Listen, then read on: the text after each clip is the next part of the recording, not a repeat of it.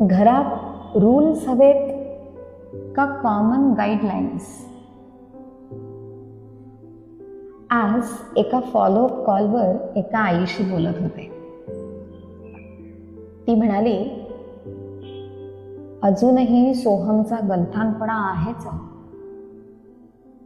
कपड्यांचे बोळे करून कोंबलेले असतात कपाटात. एक जागा भरली की दुसरी शोधून काढतो. खूप रागावलं की मग धुवायला टाकतो. आणि मग तो आणि त्याचा बाबा ह्यांची वादावादी तर काय ठरलेलीच आहे. त्यावर अजून सोहमचा रडका सूर. आई तो बाबा फक्त मला ओरडत असतो आणि नेहमीच. हे सगळं सांगताना सायलीचा सूरही नाराजीचाच होता. कारण तिच्या मते 12 वर्षाचा तिचा लेक अजून तसा लहानच होता शहाण्यासारखं वागायला. संकेत तसा फारच शिस्तप्रिय.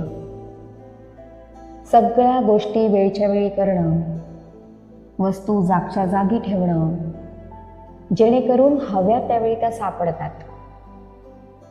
वेळ वाचतो आणि तोच वेळ महत्वाच्या कामांसाठी वापरता येतो, अशी त्याची थॉट प्रोसेस.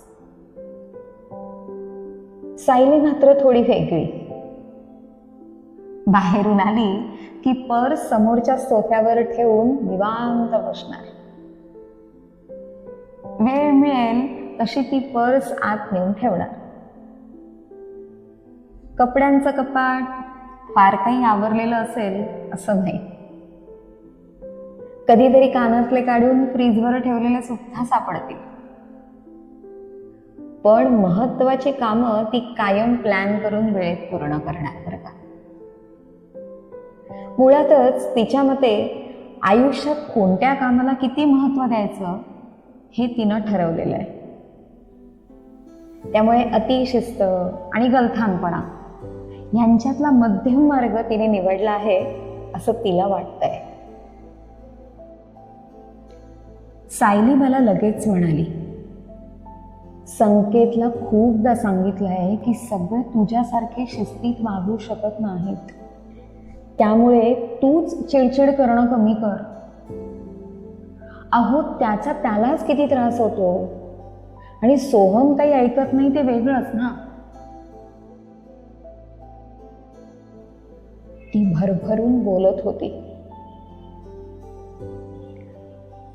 सायलीला संकेतचीही बाजू पटत होती आणि लेकही काहीसा आपल्यासारखाच वागतोय हेही कळत होतं.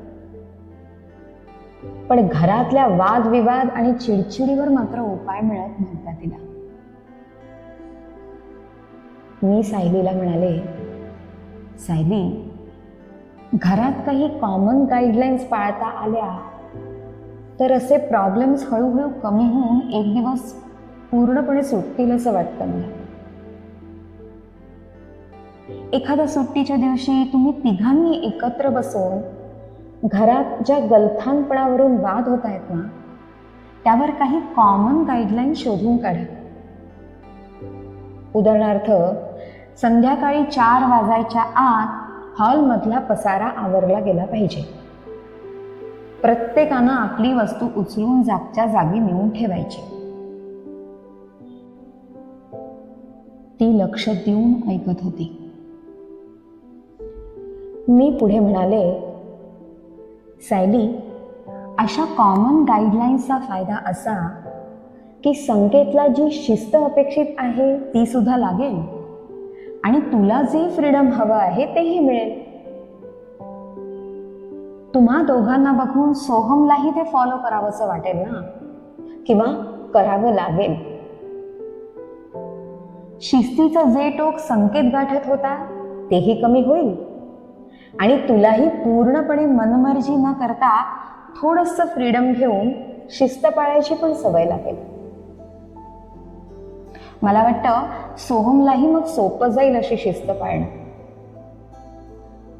आणि मुळातच अशा कॉमन गाईडलाईन्स पाळताना घर ही वास्तू सगळ्यांची आहे आणि म्हणून फक्त एकाला वाटेल असं इथं वागणं योग्य नाही.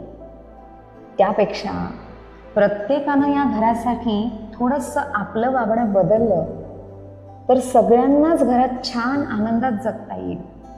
ही भावना सोहममध्ये लहानपणीपासून रुजवता येईल आपल्याला. सायलीला कॉमन गाईडलाईन्सचं महत्त्व पटलं होतं.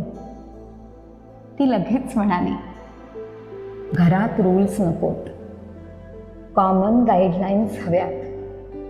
पटलंय मॅम मला.